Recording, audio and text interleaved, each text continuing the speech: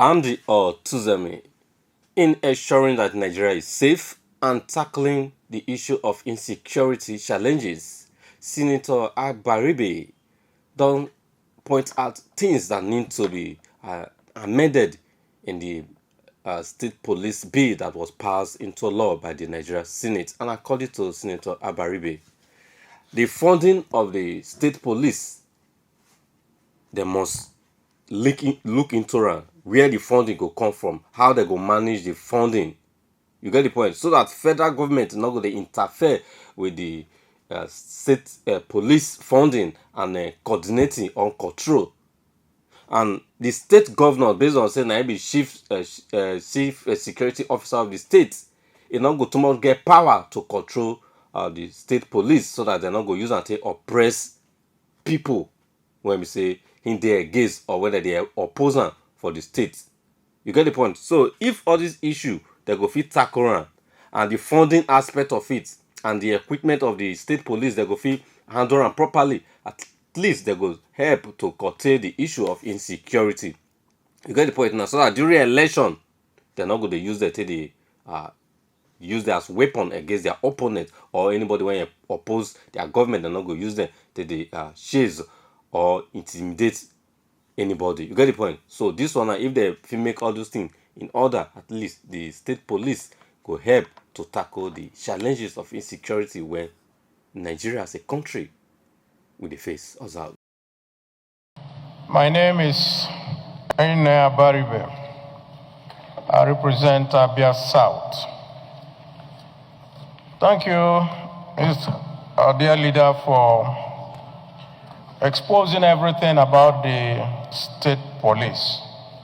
Mr. President, I used to be one of those that is against state police.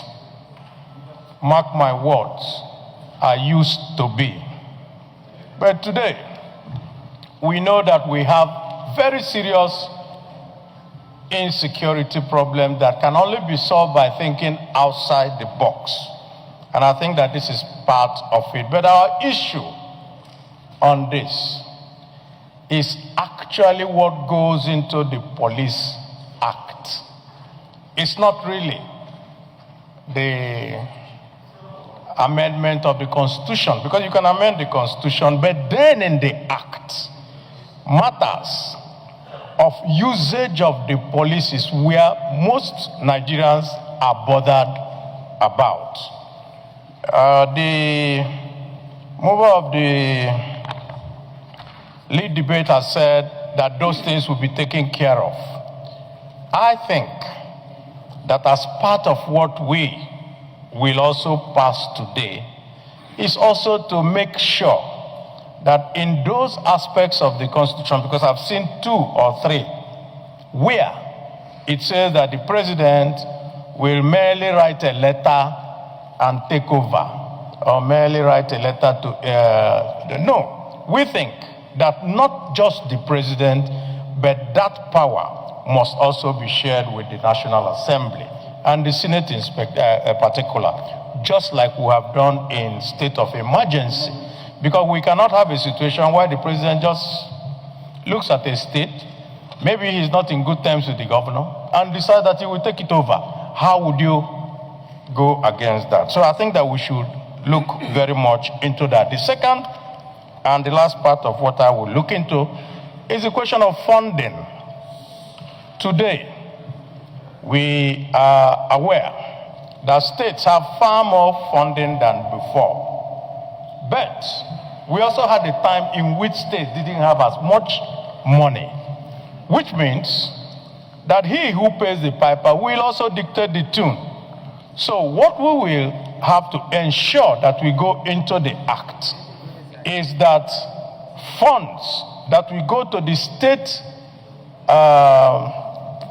police commission must be guaranteed by the Constitution and go directly to the